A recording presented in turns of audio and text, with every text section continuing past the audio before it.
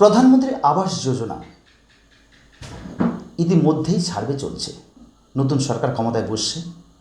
আর ইতিমধ্যেই আবাস যোজনার যে সার্ভে, অর্থাৎ কারা কারা এই যোজনায় এই প্রকল্পের আওতায় পড়তে পারেন বা কাদের পাকা বাড়ি মূলত নেই, গ্রাম বাংলায় যাদের ঘরের উপরে ছাদ নেই, তারা প্রকৃতপক্ষেই আবাস যোজনার ঘর পাবেন। ইতিমধ্যেই সেই আবাস যোজনার ঘরের সার্ভে চলছে বোয়ালমারী নন্দনপুর অঞ্চলের বিভিন্ন জায়গাতে। তবে কী কী ক্রাইটেরিয়া রয়েছে বা কারা মূলত এই প্রকল্পের আওতায় অন্তর্ভুক্ত হতে পারবেন আমরা জানব। ইতিমধ্যেই আমাদের স্টুডিওতে পেয়েছি বোয়ালমারী নন্দনপুর গ্রাম পঞ্চায়েতের পঞ্চায়েত প্রধান। ওনার মুখ থেকেই চলুন কথায় কথায় শুনে নিই। নমস্কার সুপ্রিয়বাবু। নমস্কার। গ্রামীণ সমাজের পক্ষ থেকে স্বাগত। গ্রামীণ সমাজের পক্ষে স্টুডিওতে আমাকে ডাকার জন্য আপনাকে অশেষ ধন্যবাদ। বলছি, এর আগেও আপনি আমাদের স্টুডিওতে আমাদের দর্শকদের জন্য অনেক বিষয়ে অনেক কথাই বলেছিলেন।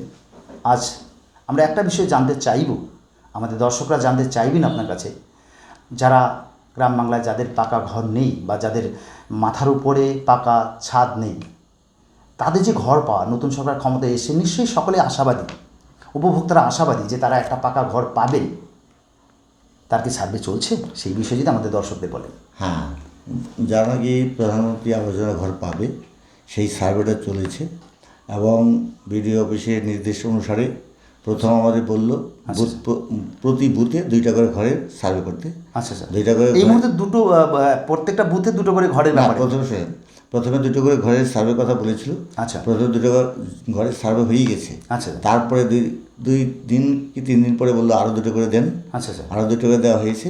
আচ্ছা, এবার দিতে গিয়ে দেখা গেল যে অনেক লোক ঘর পাওয়ার উপযুক্ত, যে কারণে বিডিও সাহেবকে আমরা বলেছি।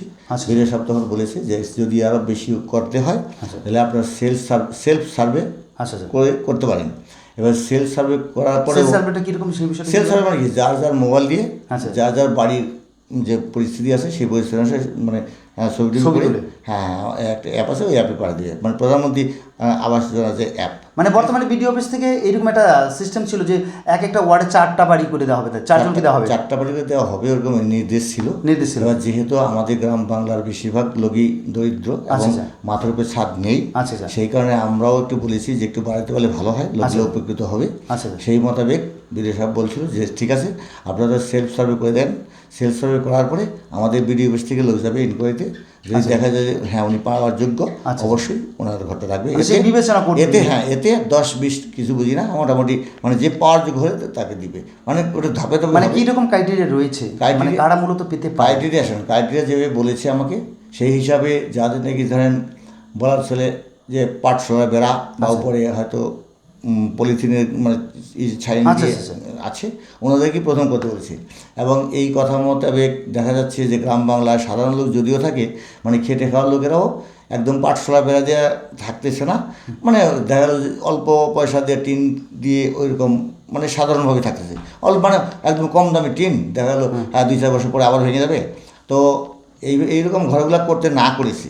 তারপরে শেষে এইসব দেখাতে, যেমন যে এমএলএ সাহেবরা আছেন মানে প্রতি জেলার, ওনারা বলছেন না, এত যদি ইসে হয় তাহলে হয়তো কেউই ঘর পাবে না, তাহলে এই টিনের বেড়া বা টিনের ইসে আছে এটাকে ইসে হোক, মানে মানে বাদ দিয়ে এরা যারা পায় সেই ক্যাটাগরিতে আনা। এইরকম ক্যাটাগরি থাকলে মূলত পাবেন।